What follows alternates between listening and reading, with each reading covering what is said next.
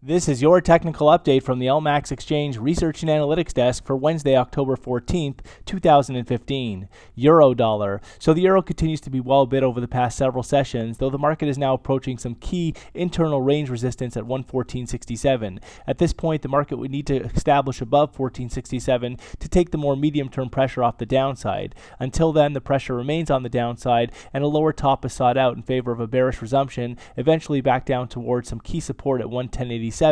Below which exposes 108.09 further down. Sterling dollar. So cable has come back under pressure after stalling out in the 153s after the market had put in a bearish outside day formation on Tuesday price action. At this point, the focus now shifts back to the downside, with the market now targeting 50.90, that support going back to May, below which exposes psychological barriers at 150. At this point, only back above Tuesday's high, which comes in at 153.88, would take the immediate pressure off the downside. Dollar yen. So dollar yen continues to show signs of a structural shift, with the market slowly rolling over and potentially heading back down towards that August low at 116.12.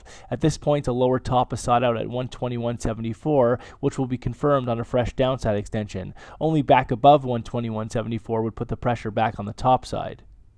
Euro Swiss. Euro Swiss hasn't done much in recent trade, though the market is in a recovery structure and is focused on next key upside above 110.50 and towards 112. At this point, setbacks should continue to be very well supported, with only a break back below 107.14 to compromise the recovery outlook.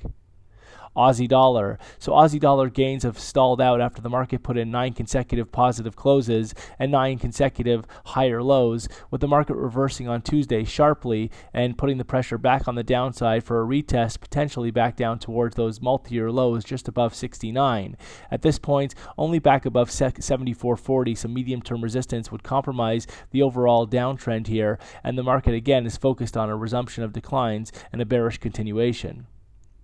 Dollar CAD. So dollar CAD has seen a nice setback off those 11-year highs at 134.57, but the market looks to finally be settling into some support ahead of some key medium-term support at 128.60. At this point, look for the market to carve out a higher low or a base in favor of a bullish resumption, eventually back above 34.57. Kiwi dollar. So Kiwi remains locked within a well-defined downtrend, and although we've seen an impressive recovery rally in recent trade, the market remains well capped into the 67s and is looking for a bearish resumption after putting in a reversal day on Tuesday. Look for deeper setbacks ahead to take the market back down towards recent multi-year lows in the 61s.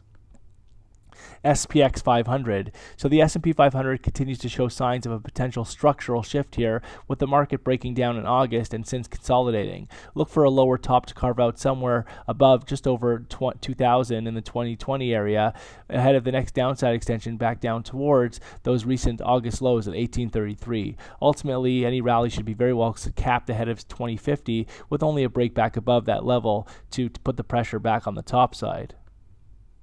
Gold. So an impressive breakout in gold on Wednesday, with the market taking out key resistance at 1170. The break above 1170 confirms a medium-term higher low in the 1100 area, which should now expose and open the fresh upside extension towards medium-term resistance at 1233.